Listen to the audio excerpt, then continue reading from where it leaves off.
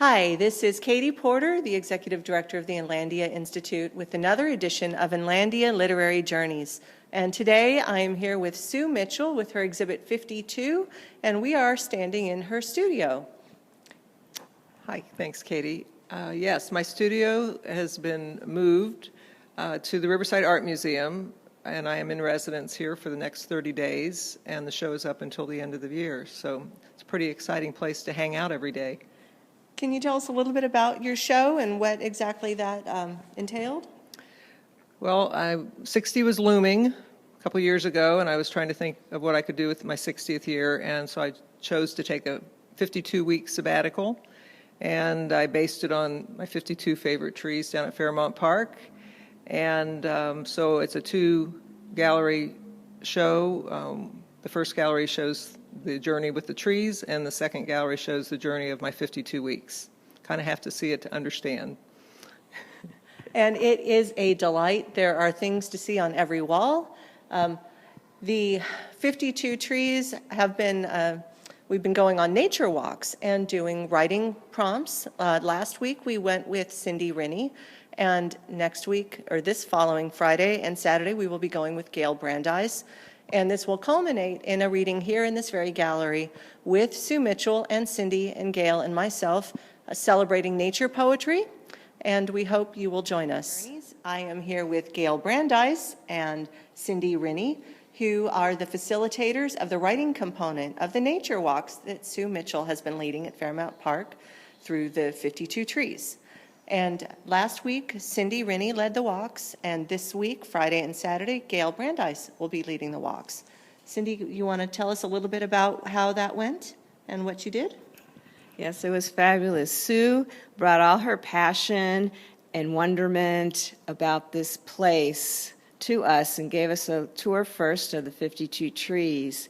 And by the time we were in the middle of the tour, I was able to encourage people to write. At first, they were a little afraid about the writing part, but when I mentioned that they were able to see even deeper what Sue was talking about, and they already had her excitement and passion, by the end of the walk, everybody was ready to write. And so we had a great time, and we all got to share a little bit of what we wrote, and it was amazing, this new stories that came out beyond Sue's story.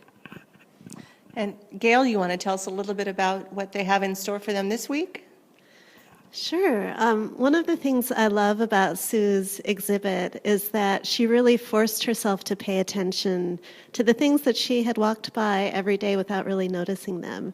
And I feel like as a writer, that's my main job, is to keep my senses open and my mind open and my heart open so I can look at the world in a fresh way, to be able to write about it in a fresh way. So I'm hoping to bring that to these workshops and use Sue as inspiration to really pay attention to this beautiful park that's here.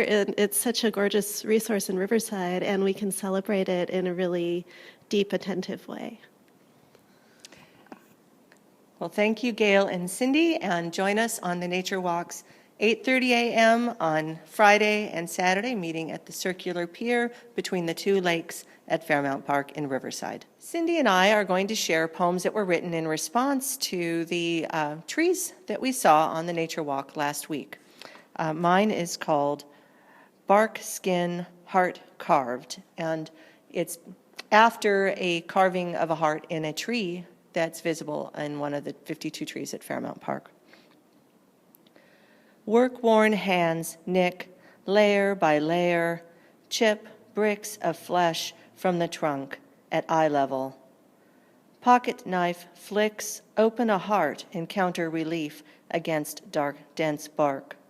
Cuts through the noise, repeated across the surface of a century. Whose heart is this that this tree bears? Breastbone, bark bone. Whose hands these that loved so deeply? What other wounds were left behind? So the day Katie was there, it was very foggy, and the next day when I came back, the sun was shining, and it was like being in two different places. So you do need to visit this park more than once. And so I wrote Passion in Tangles.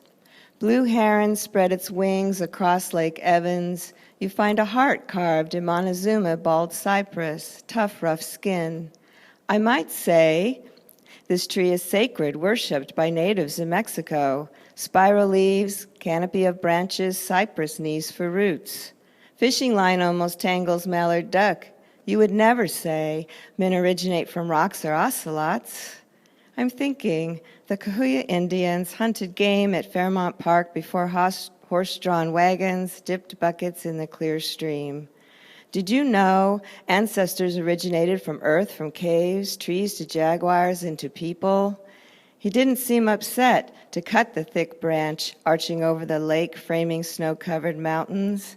Carousel gone, families gather for car show, barbecue. We share the desire to keep this park clean. As Gayle mentioned earlier, this year was as much about observing, becoming a better observer, as it was about the art. I had walked the park, Fairmount Park, for 5 years before I really noticed the trees. I noticed that they were big, but I really didn't notice the beautiful texture of the bark and the great design in the branches.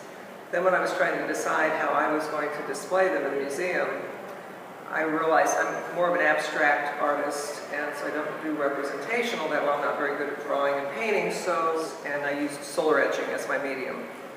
And I thought that that might be something I could be successful at. I didn't give credit to the process. It was way harder than I expected.